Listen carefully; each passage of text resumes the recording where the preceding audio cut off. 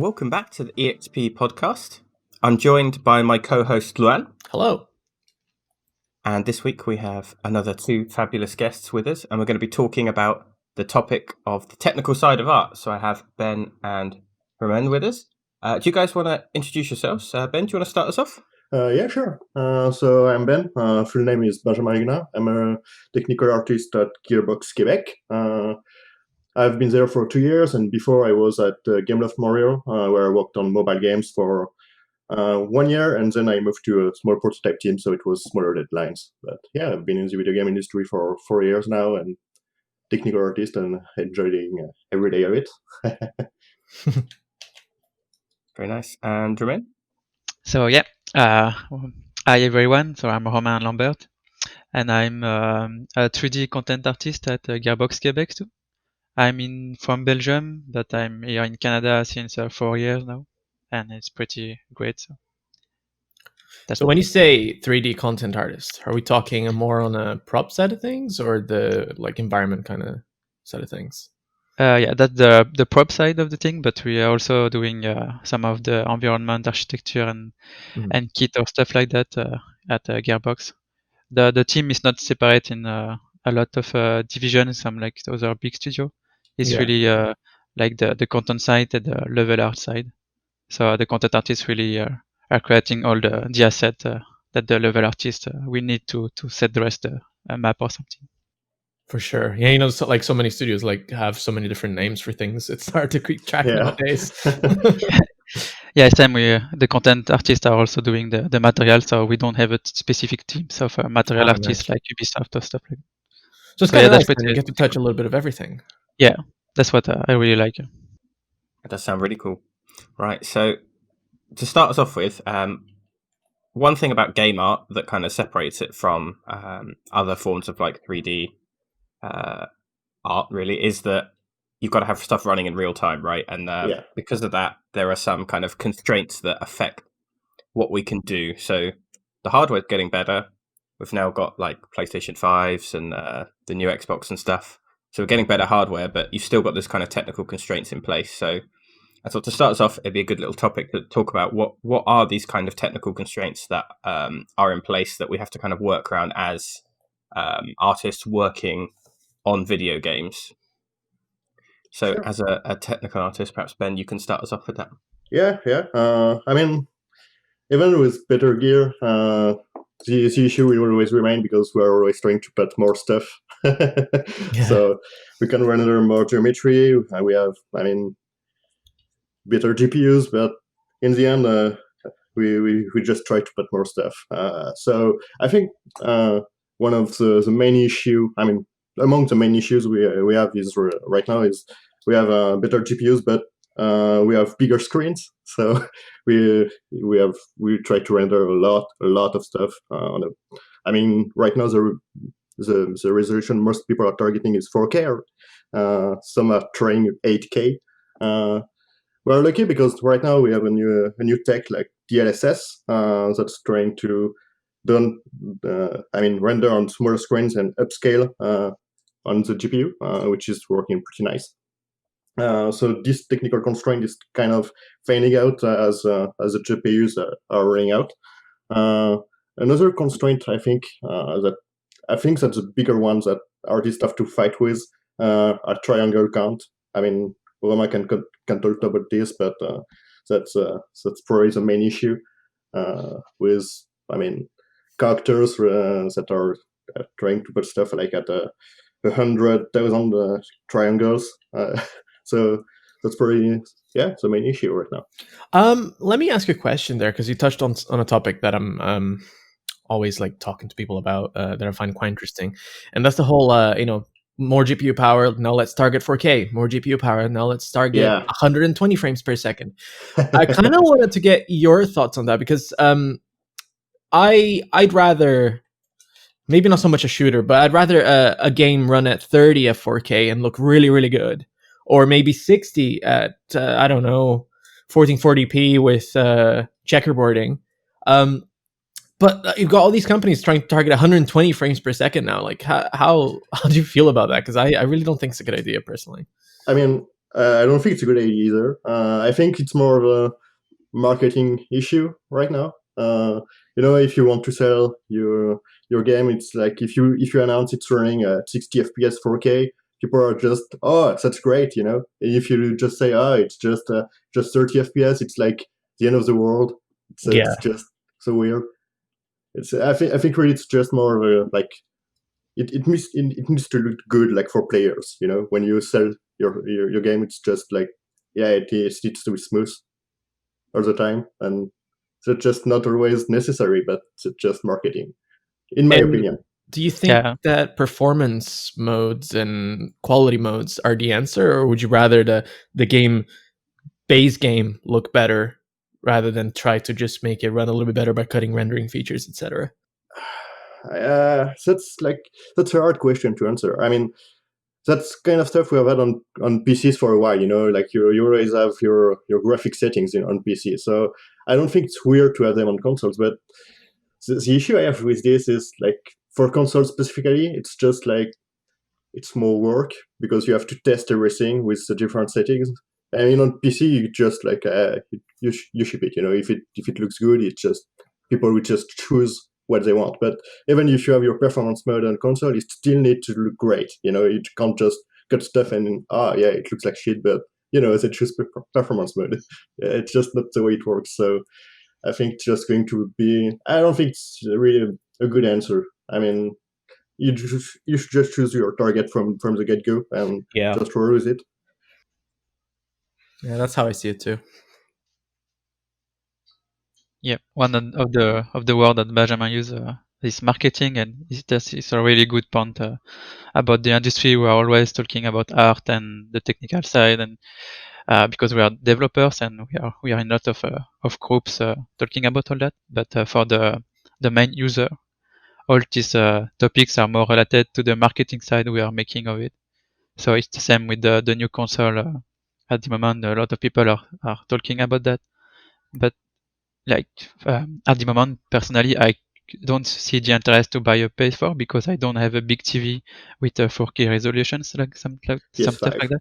Well, that's kind of what I PS5. touch on as well. Sorry, go on. I got excited. Yeah, but that's a point I always speak with people because that's great to have the new console and stuff. But if you don't have the hardware at your home that can bring the really quality of this console, it's not a really good idea to buy them at the moment.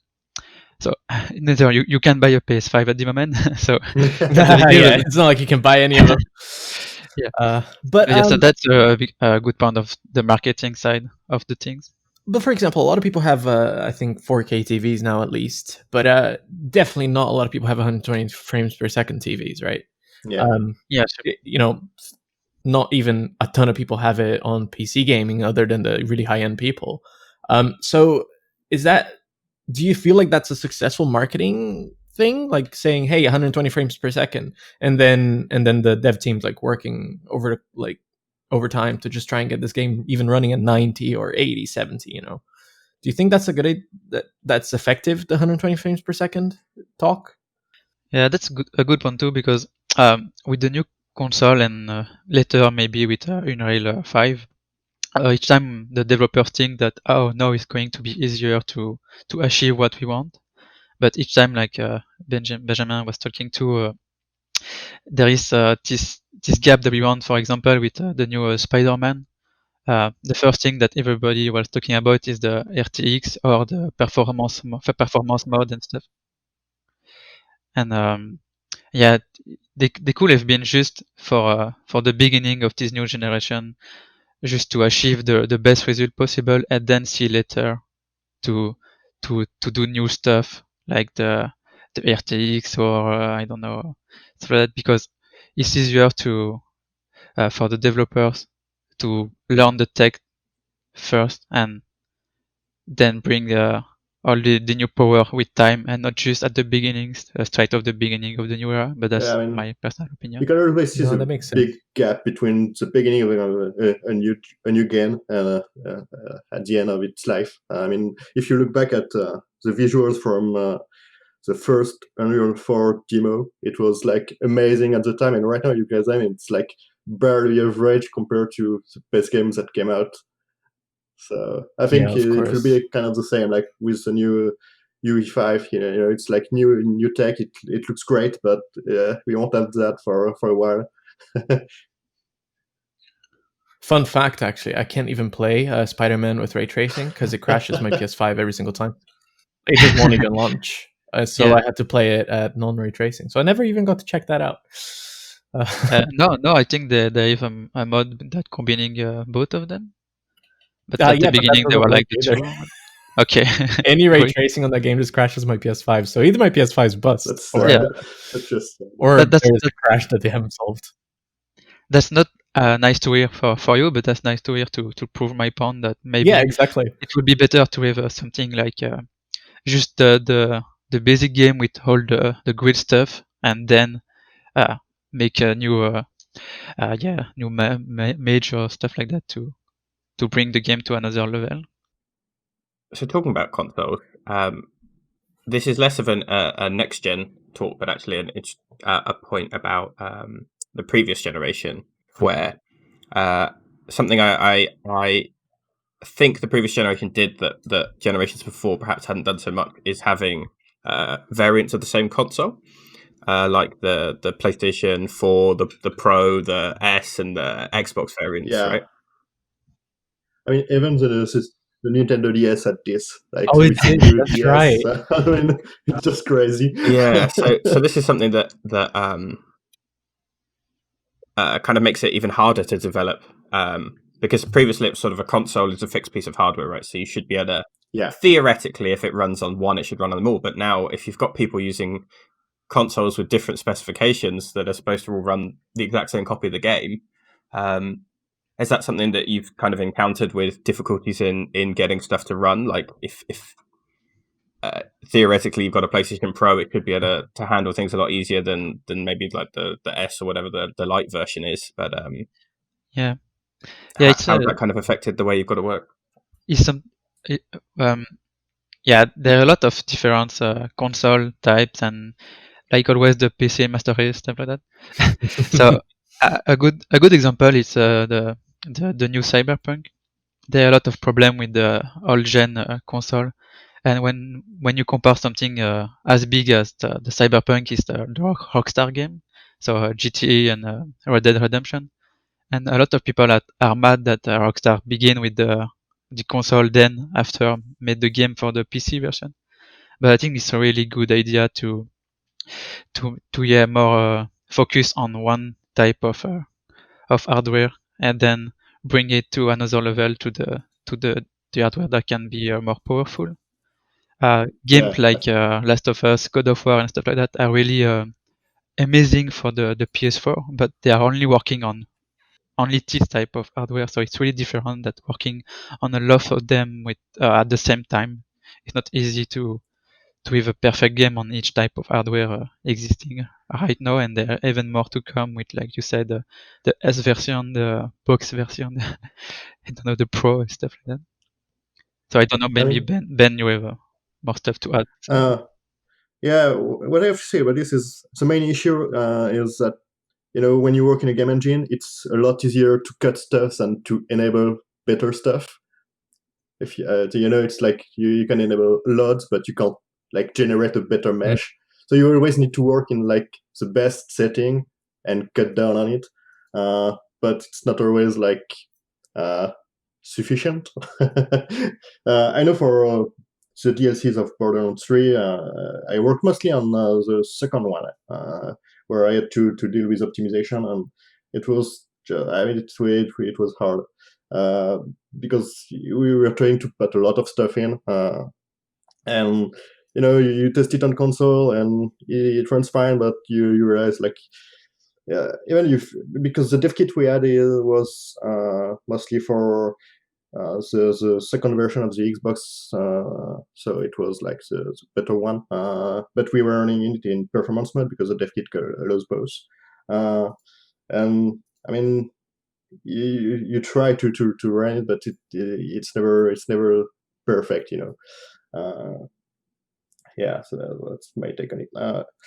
I think the main issue is, I mean, for Cyberpunk, it's the same. I think you work in the best settings. I think the main issues they had is probably internal. I think there were marketing issues. I don't think it's like really a performance issue right there. It's really just sad what happened. See, one that worries me is the fact that Halo 5 has to run on the original Xbox One. That to me, like that console is so underpowered now, even compared to like the Xbox One S. Oh my god, it's so difficult to remember these names. Yeah, it's the same. It's just one of them as series in. Yeah, right. Xbox are the worst at naming consoles. Like, but like please name the console better. They really do. The One S is more powerful than the One, but they're the same console, really, right? But when you're trying to make this game that's the flagship of next gen, and I'm not saying the game probably shouldn't run or like come out on last gen, but maybe I don't know. Maybe there's a solution to be had there where the last gen version can be considerably.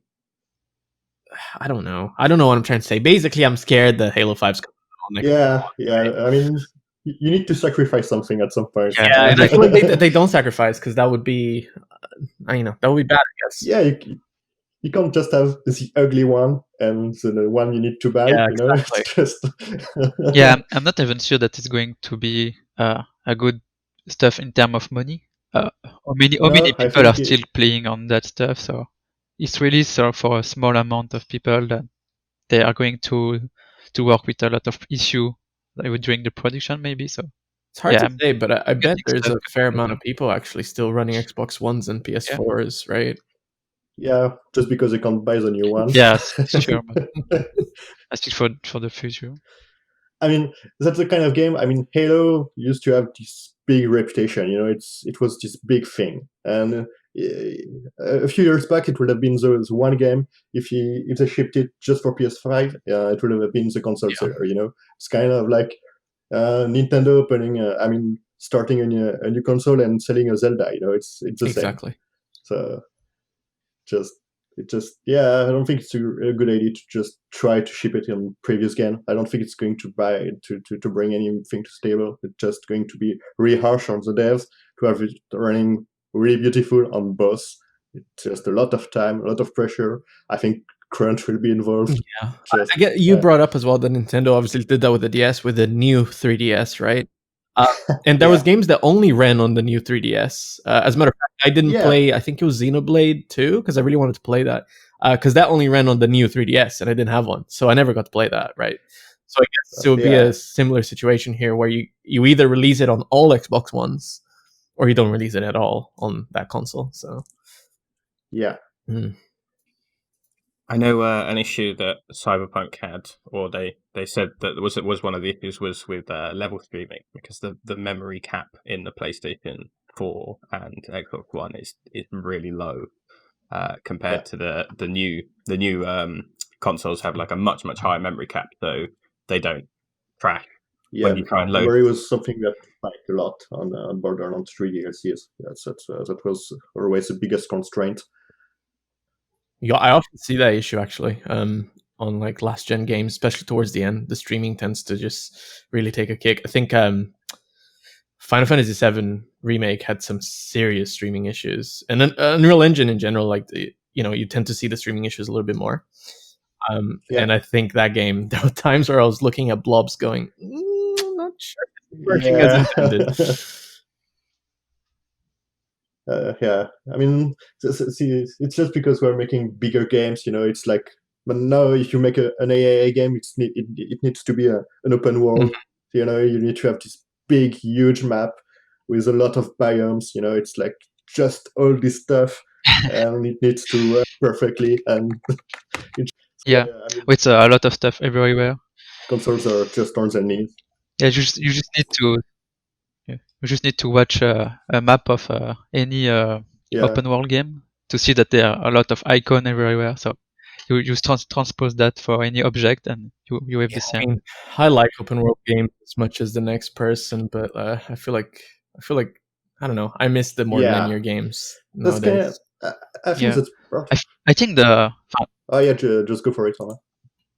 just what I personally like at the moment in terms of semi-open world game is like the Metroidvania like God of War and Star Wars Jedi Yeah. Fallen Order were really nice for that because it's not close and so linear, but it's a good mix. I didn't play Control, but Control was also the same Metroid like. Yeah. So that may be a good value to add in the future. That always do like a big open world game with 200 hours Like of half an gameplay. open world, like that's what I was going to say. Like the last God of War, you have this hub that you have to go through, but then you have these external levels that you need to walk to, and it's like not really an open world and not really linear. It's like a middle ground.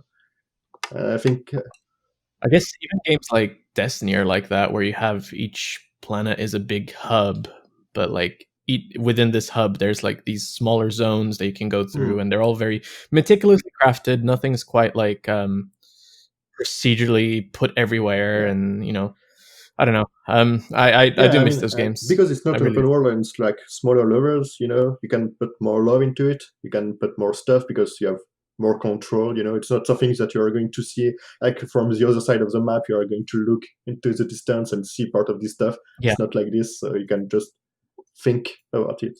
You see the mountain, you can go there, kind of thing. So it's a good time to talk about the next thing I want to bring up. So you guys both working on Borderlands. So one of the like really cool defining features of the Borderlands game over other games is the really unique art style with the inking process. So without going over anything that you can't talk about, it'd be really cool just to kind of talk about maybe some of the broader strokes of the style and kind of how that kind of works or within the context of like setting that up in game engines. Who wants to I think I'm lead going on to that? let Romain go. Yeah. Just to so you can open on the outside of it. Okay, yeah, I can speak about the inking process more in terms of the artistic side. Then Benjamin can take the lead on the more technical side. So yeah, where we can start. First of all, I like to remind the people that the inking is not completely something procedural or made technically. It's not just like cel shading stuff and or like some other type of game. A lot of the inking is unpainted in the texture. So yes, we have some helper based on the curvature map and the normal map to give an idea and stuff like that. But the whole process in terms of inking is made by hand otherwise. So it's really great to have the perfect possible look that you have in mind or want to show in the game. That's nice because if you only use the curvature, it's going to have a really procedural look, and that can be okay for like smaller props. And when you are making aero props or something really big in the screen, it's nice to have the possibility to paint the details where you want and show a certain kind of style. So yeah, that's the main point I wanted to speak firstly. Yeah, then when I do my personal art, I work on inking a bit differently than well in the game, and we can't really speak exactly how we are using the inking in the game. But in terms of my personal art, it's really like a lot of small lines painted by hand. Then I put those lines completely roof in the roughness, and the outline is just based on the shader or with a duplicate of your mesh. That can be really great to have a stylized look, but with in the same time using the PBR look. It's not like unpainted texture or like I don't know other artists can do like Jasmine the Queen. So the basic stuff of our workflow is really the PBR one, is the basic PBR workflow. We are just putting a bit more grunge map grunge textures on top of our base color. And then everything else is just the inking, and that's what bring this typical look of Borderland. It's not the same that a cel shading game. It's not the same that another stylized game like Overwatch or Immortals Phoenix Rising. It's really a nice style too, but it's just different, and that's what I like about the style, that you can really create something different in terms of what the direction the artistic direction of your game. So yeah, that's the basic of the ink. And maybe Benjamin can take a bit the lead about the technical side of it. Yeah, for Borderlands 3, I mean, funnily enough, there is not much magic to it. It's just pretty simple, everything we're doing for the style. So there are two parts to, I mean, what adds to the ink. There is the outline post-process that, I mean, pretty much everybody can see. It's just like adding this black outline around meshes far into the distance. The other side of it is like in the material we aren't doing much. The only thing we are doing is just making sure on the text side that there isn't any light information that goes over the ink. So we make sure that the inks are always black, no matter what the lighting setup is. So, yeah, so the only thing we are doing is really just modifying the spectral value just to, I mean, kill the light inside the inks, and that's pretty much it. We aren't doing any magic aside from that. It's just like full PBR stuff. So you have your roughness, you have your diffuse, you have your normal map. It's not flat shading. I mean, I've seen a few people thinking there was no normal maps in Borderlands. There is. I don't know why you think otherwise. There is. So yeah, no, aside from that, it's like pretty standard. The ink itself, I assume, is not PBR correct, right? Because I'm assuming it's full black. Yeah. Right. Okay. I mean, I guess it doesn't need to be, of course, but I was just curious. Yeah, that's what I was saying. That the basic of the creation is the classic one and the classic PBR workflow, but then they are the stylized look of the Borderlands franchise with the inking on top, and that's sure is not completely correct. We are also sometimes, like, depending on the artist, of course, but when you put the curvature on top of the albedo with some overlay mapping or DAO on top of with multiply. I know different kind of game does that, so it's like breaking a bit the rules of the PBR, but it's just to bring a certain type of art direction, and it can be really nice. What was fun, I mean, something that I saw on the production is like, because they make the inks by hand, like every artist has this kind of, it's his own style to make inks, you know. Overall it looks the same, but there is like this small touch, you know. Every artist has this way of handling his textures. Some are adding like white highlights into their texture, some aren't, and it's like these small shifts between the assets. I found it funny. It's kind of nice though, seeing all those little touches from each artist, right? Yeah, that's for an artist. It's really great to be able to have his own personal touches in his props and stuff. Of course, we need to follow the same rules, and everything need to look almost the same in the game to not have like big incoherence and stuff like that. But it's great to be able to bring a bit of your personal touch with that. Yeah. And Benjamin was talking also with about the normal maps and stuff like that. And yeah, that's true. A lot of people think that it's like cell shading with flight color, or there is no normal map. But yeah, maybe in the first Borderlands and the second there were a bit less normal map, and the style was different. But at this time it was not the PBR workflow. It was the old one with the specular and stuff. So a lot of things have changed about that, but it's not different than the other games really anymore, except for the inking process. So I guess that leads in quite nicely to something else I want to touch on, which is materials and shaders. So you talked a little bit about the setup of kind of how you approach the material for the inking. But is there any other like cool technical materials that perhaps you've used outside of work for kind of personal projects, or things you've played around with that you wanted to talk about in like a more kind of technical aspect of stuff? Mean, if you speak generally, that's. I mean, as a technical artist, I mostly specialized in materials and shaders, so that's what I really enjoy to do. Aside from that, I can work on optimizations and some tools, but materials are really what I enjoy. I mean, back at Gameloft, that's what I was doing mostly, with optimization because it was mobile and it was a lot of work. But I worked mostly on shaders. So yeah, on the side, I work on a lot of different kind of materials. What like for I mean, there is standard vertex and pixel shaders, so that's like your normal rendering.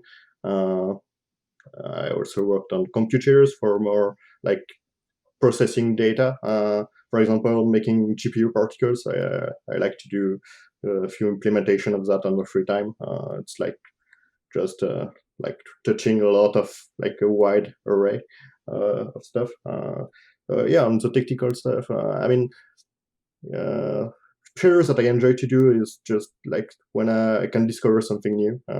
Like when I touched on geometry shaders that aren't used that much because now there are, I think, constructors like Intel and I mean, people making like why am I speaking about Intel? GPUs, so NVIDIA, AMD aren't pushing much for geometry shaders, but that's basically a shader where you can add geometry, generate geometry aside from like after the vertex shader. So you get your data and you can process it, and like for example, you can assign a point cloud to your vertex shader, and then in the geometry shader you can generate strands of grass and have like really nice grass generated on the GPU.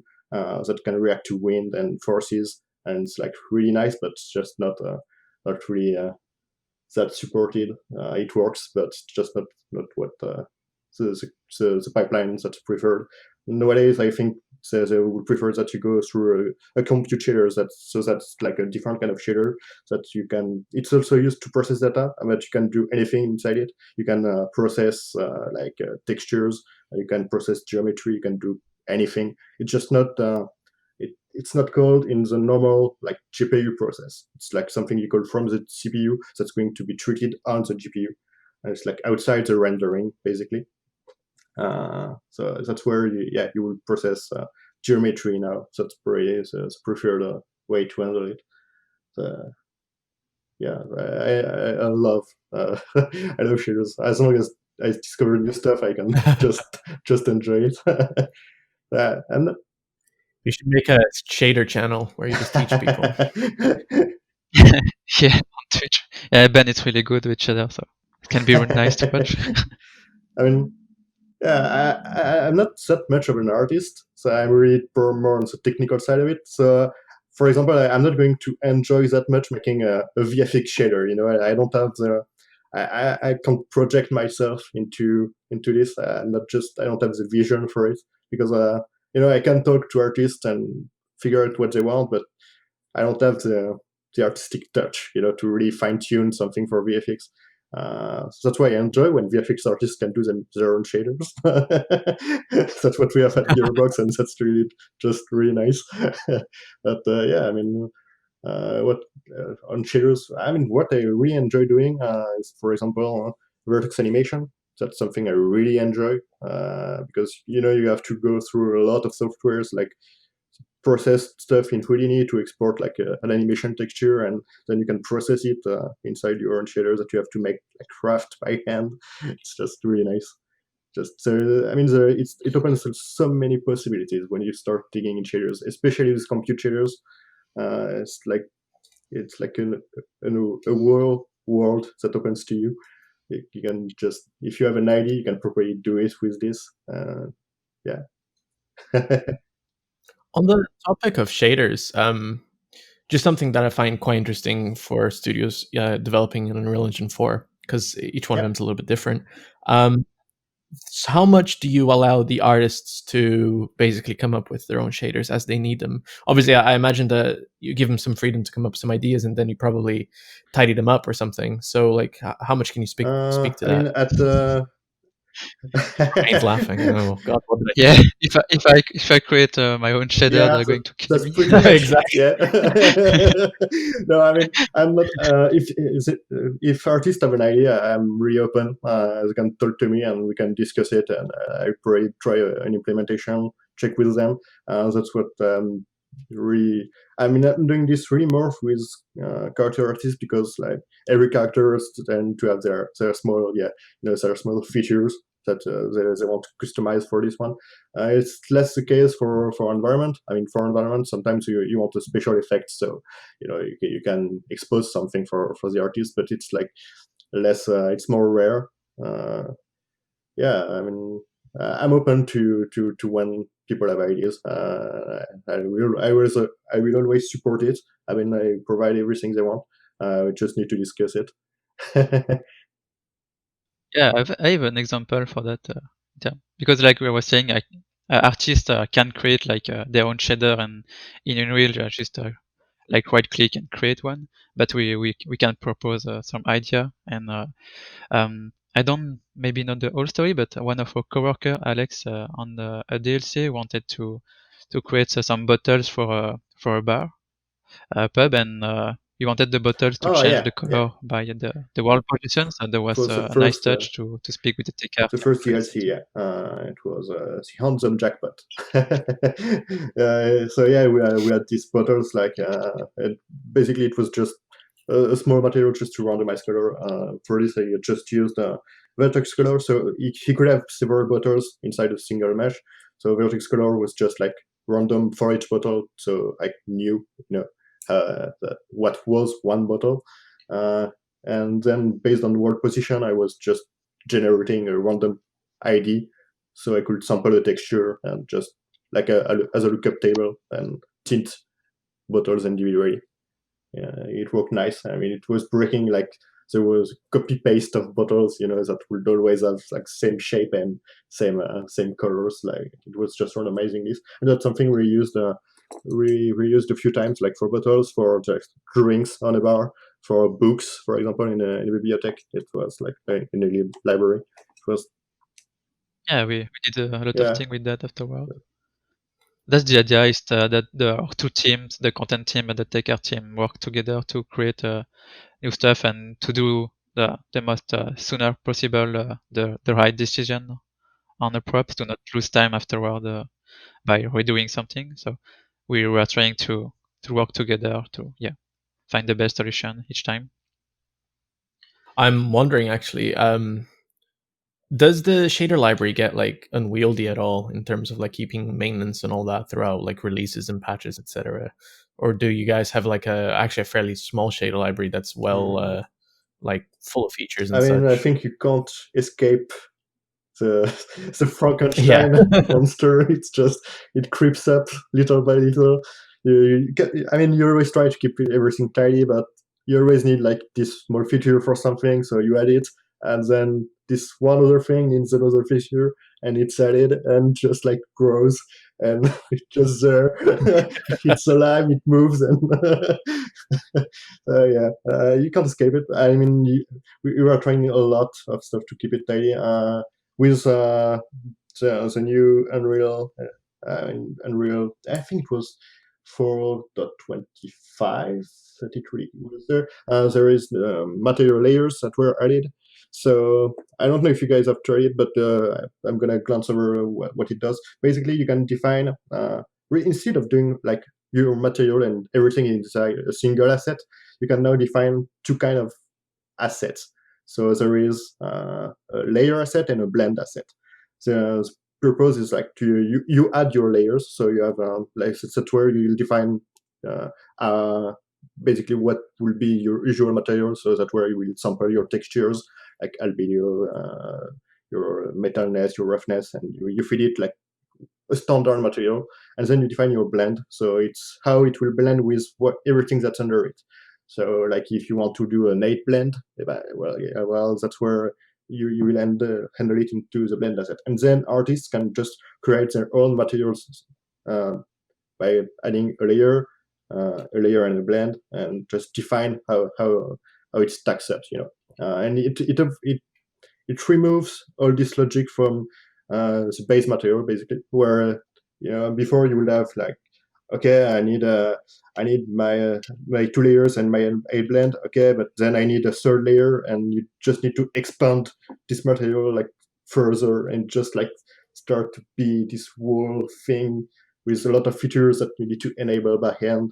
No, it's just like really cleaner. I mean, people can just create their material. Romain can talk a bit about the difference between the two for an artist? Yeah, for an artist, it's really more intuitive, this new system of layer.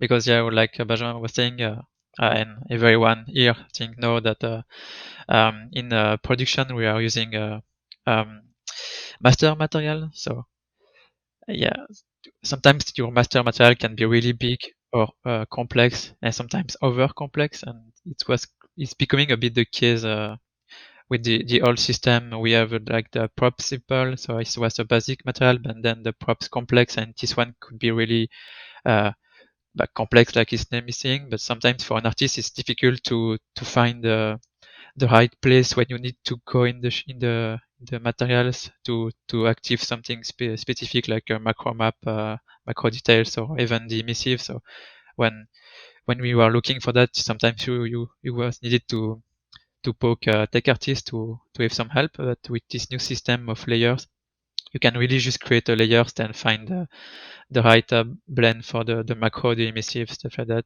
And it's really more intuitive. You can create an instance material with what you just need, and just put the layer on top. So it's really more intuitive for an artist, because it's looking more like other softwares and stuff we had the habit to use, like all the layers in Painter or Photoshop.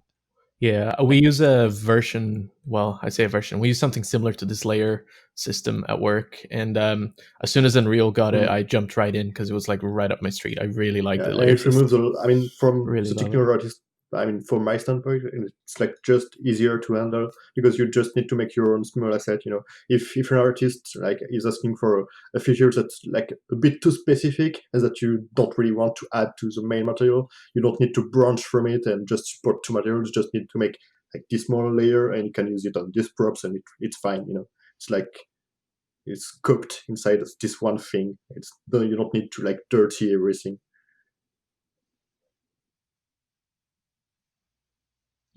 Yeah.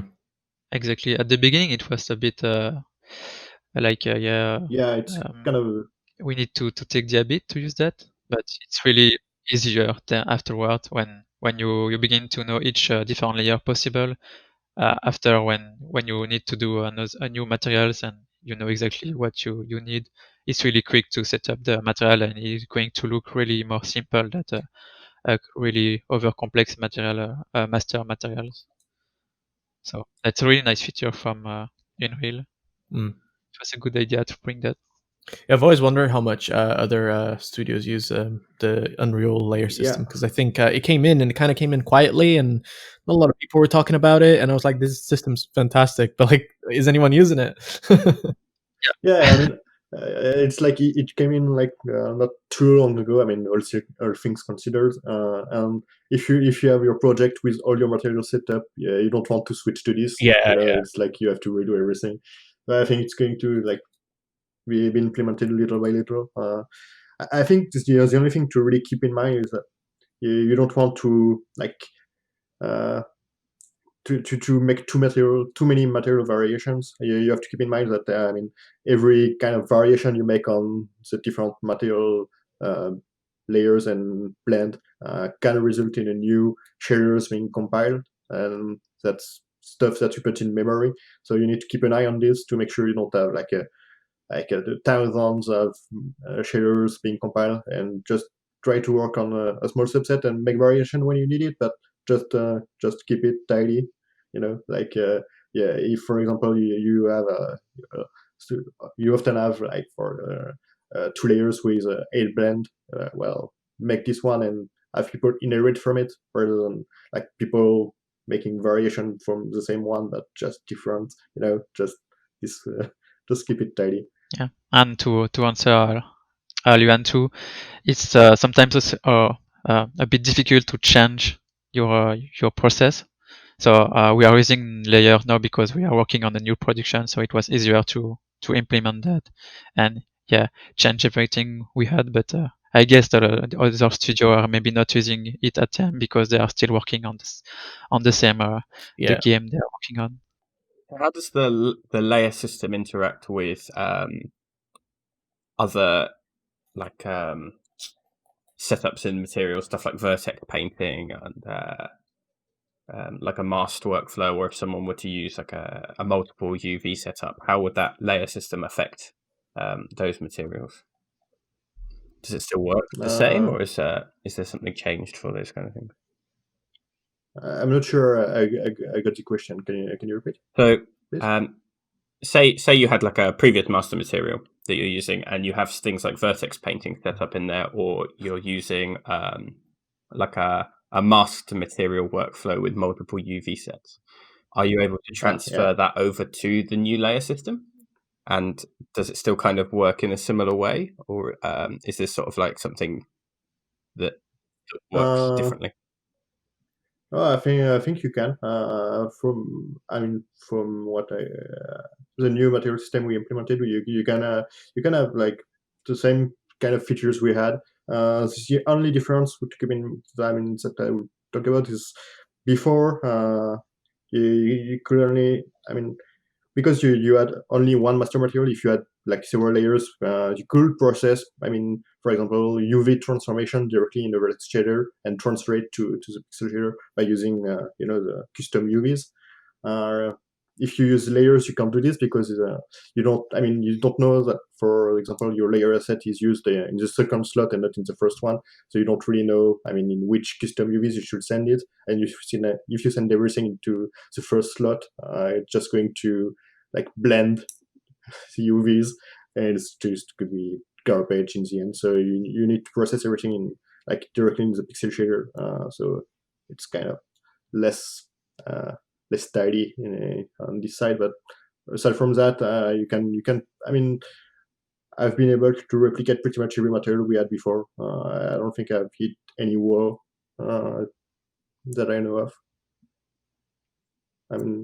You just need to handle your UVs directly in pixel shader and not in vertex. Yeah, and some of the UV stuff are really more easier to understand for an artist now with the layer system than before, when you had a lot of checkboxes to mark or stuff like that. So I think we are rewriting, and it's just easier to understand the logic behind them. Brilliant. So it sounds like an upgrade in every way, really, then. Yeah.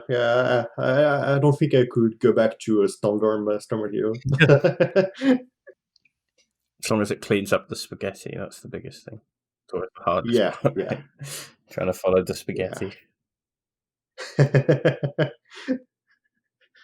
I've seen things. Twitching your eye. Yeah.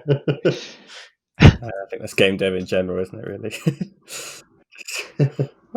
Yeah, I think like you were speaking about a bit, Ben, the VFX side is using maybe some more custom materials with the noodle and stuff like that, because sometimes they need some custom stuff.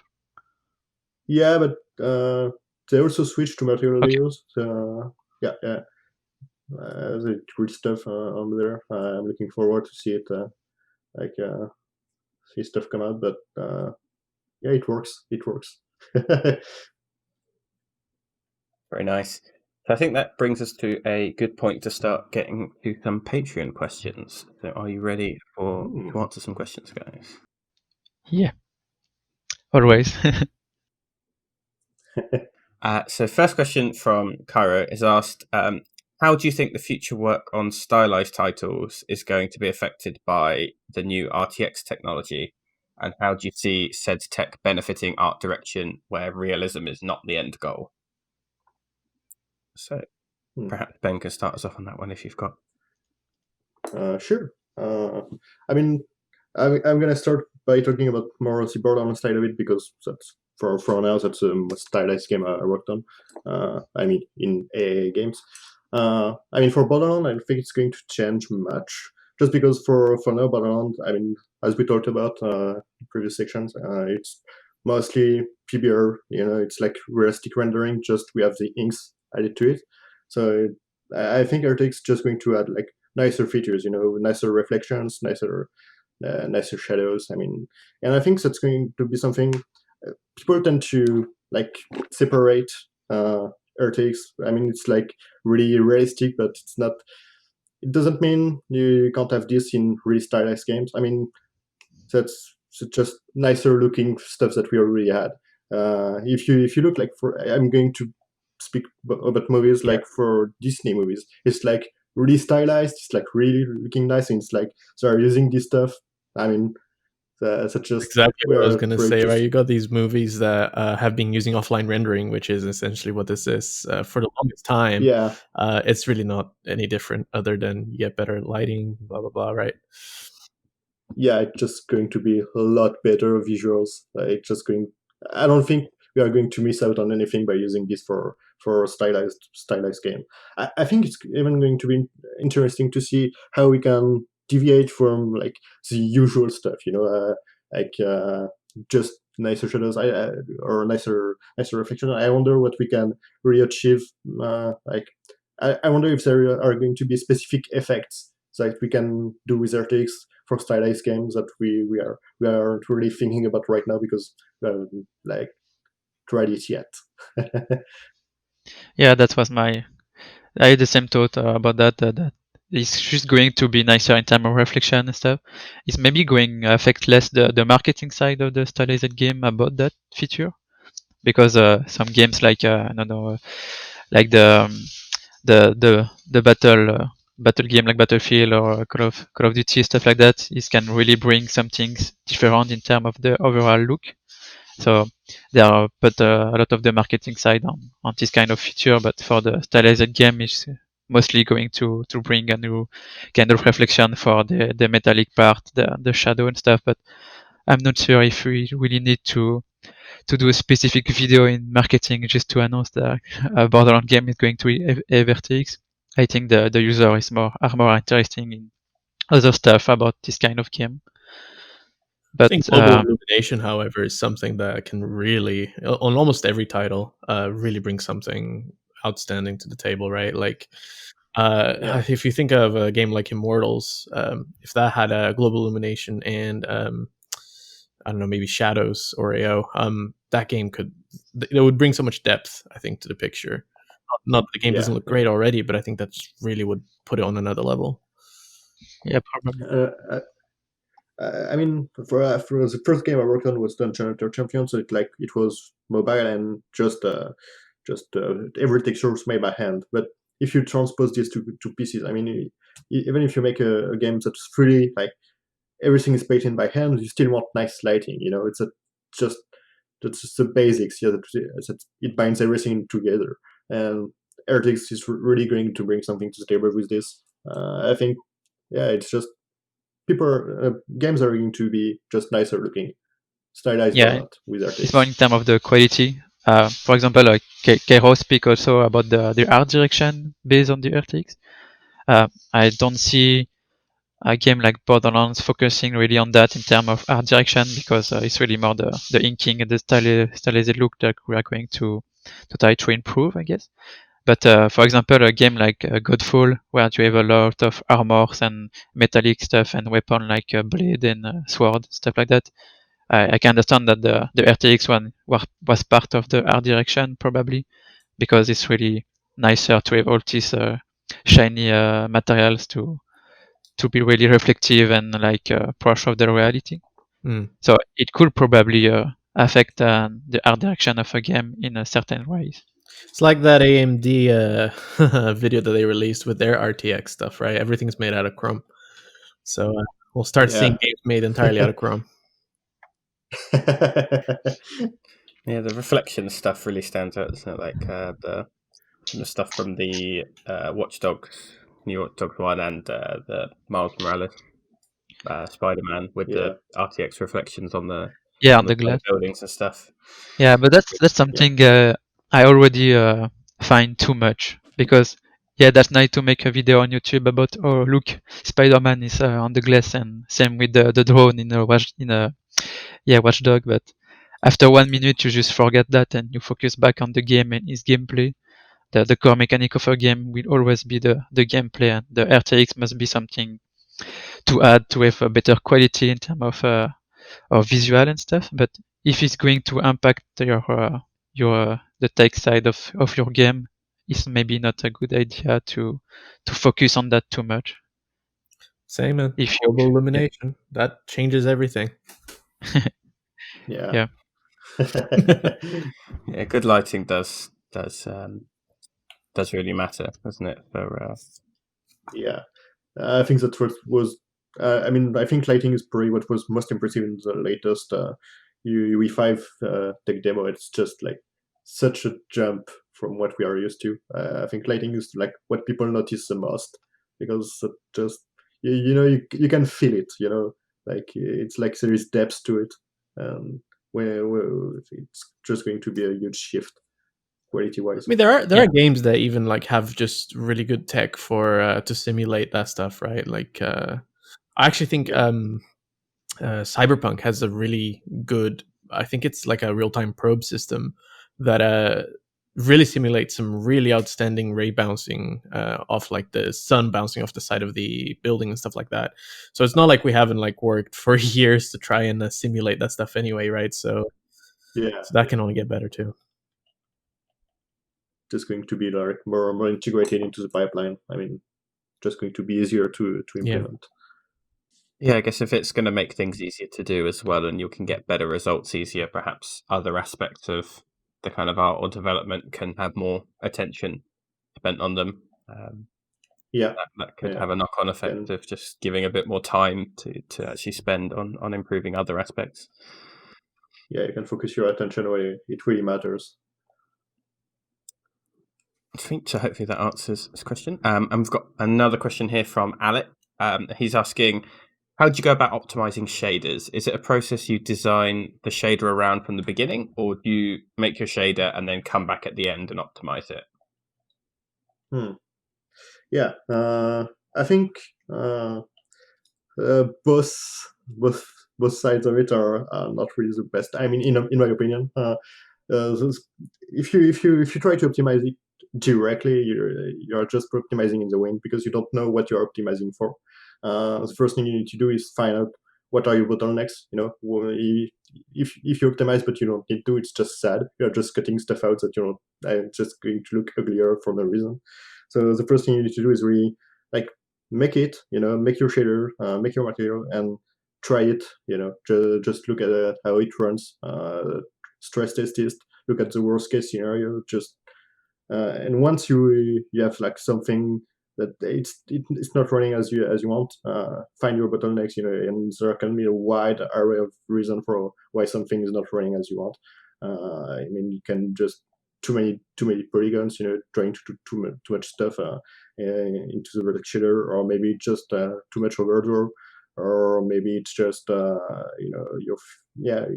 your pixel shader is just too expensive, or you have too many withdrawals. It's just optimizing shaders. Maybe you win like half a milliseconds, but maybe the real issue is like you're trying to render 10,000 objects that are eating up like 5 milliseconds, and just need to cut stuff there. So optimizing shaders from the get-go is not a good idea. Optimizing them at the end is the worst idea, because you're just rushing for it, and you don't have time to look back and just know. It takes time to find out what the issue is, and sometimes it's just not what you think it is. You're trying to optimize something, and you realize the issue was elsewhere. It takes time to find out what the issue is. So that's why you need to like work on, have something that looks final. You work on what's called a vertical slice, and you look at performance there. What you need to optimize, and you need to find your target and set up guidelines from there. Yeah, like you said earlier, you are always going to improve them a bit during the production when something is needed, or something need to be made differently. And I guess tech artists love when a content artist and someone ask for a specific feature and they didn't wanted to do that, but we need that. So we need to do that, but nobody want to do that. The classic,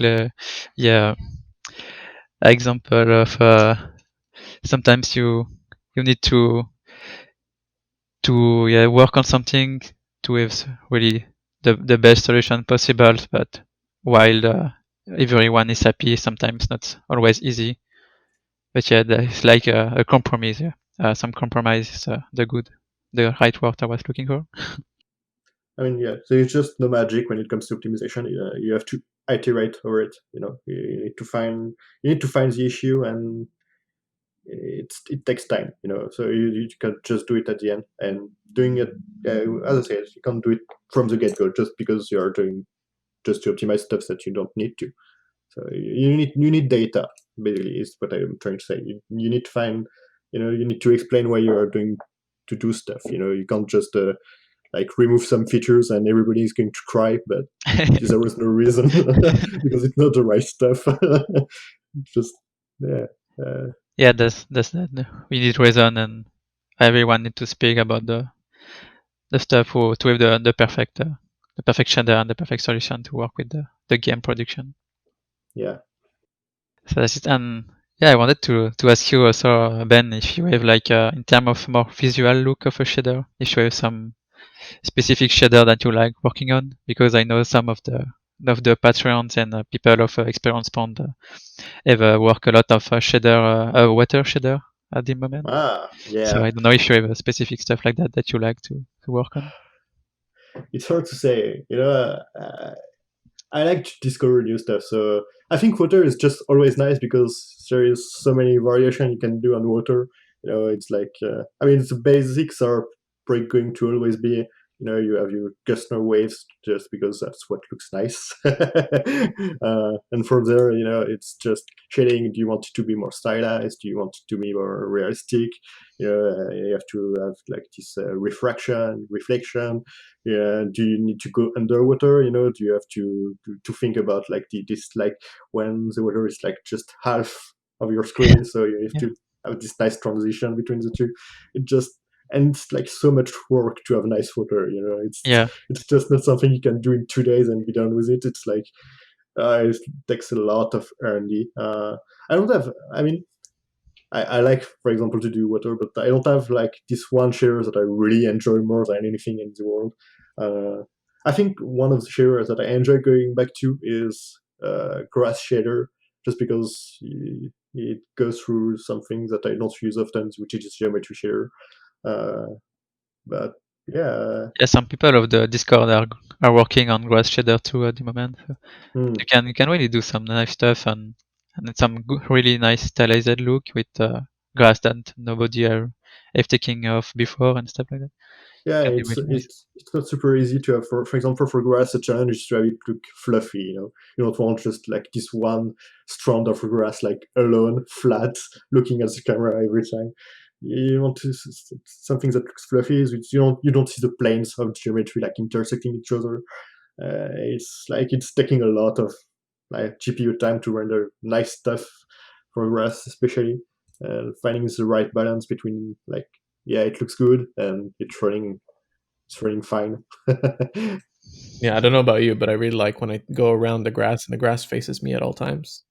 Yeah, it's not creepy at all. It's It's like Doom-like, but for the real world. Sound can be nice to like for example in the game Journey, the sound was so satisfying when you were sliding on it and stuff.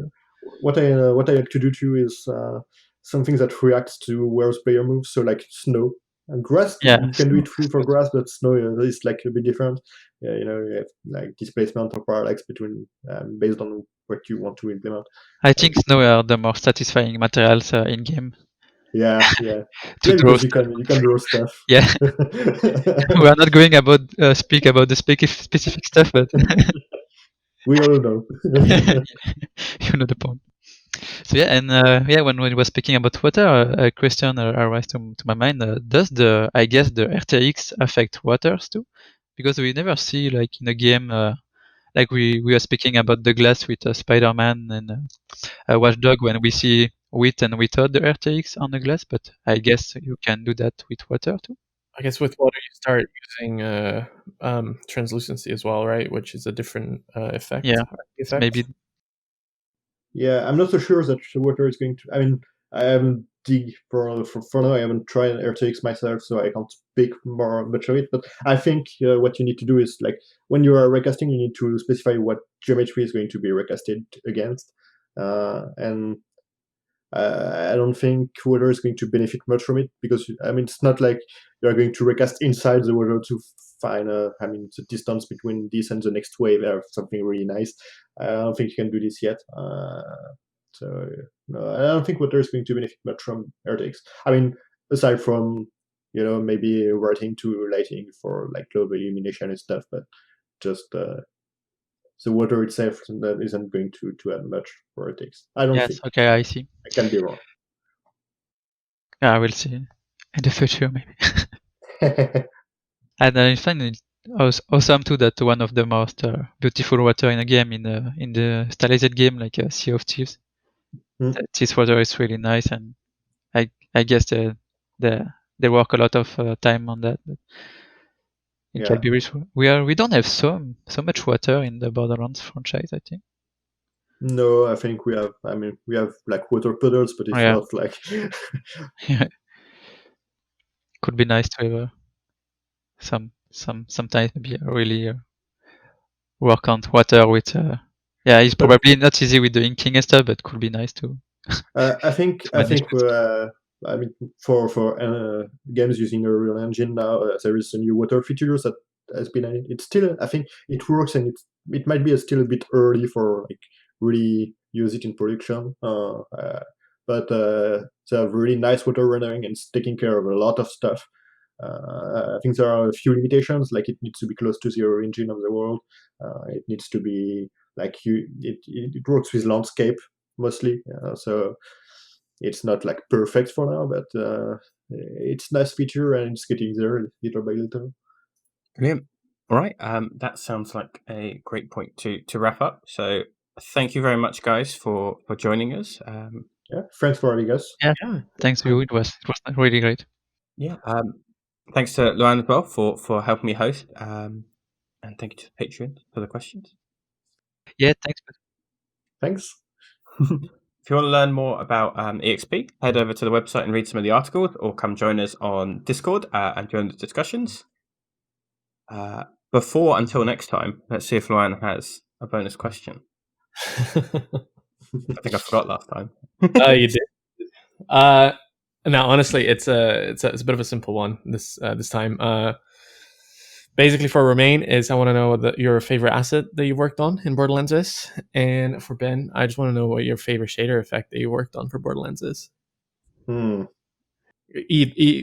wants to start first. Go for it, Romain.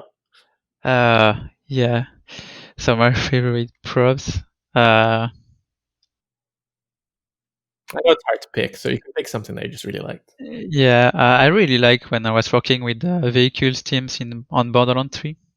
It was really great. It was a small team, and it was different than the rest of the content because it was specific to a specific part, like the vehicles. So it was really great to work together on that and to have like some feedback together and learn a lot.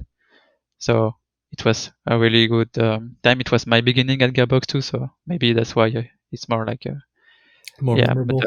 Memorable. But in my portfolio, I have this slot machine from the first DLC, the Hyperion slot machine. I like this one too. This yellowish with the inking is really like pop out, and I find it nice. I hope to have other props to show that I will be proud of in the future. For me, the one I enjoyed the most for the effect I made, shader effect I made for Borderlands 3 was in the second DLC. At some point, there is like it's close to the end of the DLC, so I mean, spoiler alert. There was like this gate, and it was made of like a membrane, like a fleshy membrane. And it's at some point it needs to tear open. So I had to do like a simulation in Huguenin for like tearing open something that looks like flesh, and implement this into Unreal. And it was a lot of fun to work on this because like it looked like it looked gross, and I loved it. I like to work on gross stuff. Now that was my question. Thanks, guys. Yeah, thanks to you. It was a pleasure to speak with you. Yeah, really nice. Yeah. On that note, thanks again, everyone, and until next time, take care. Bye. EXP outro music. One day we'll record one.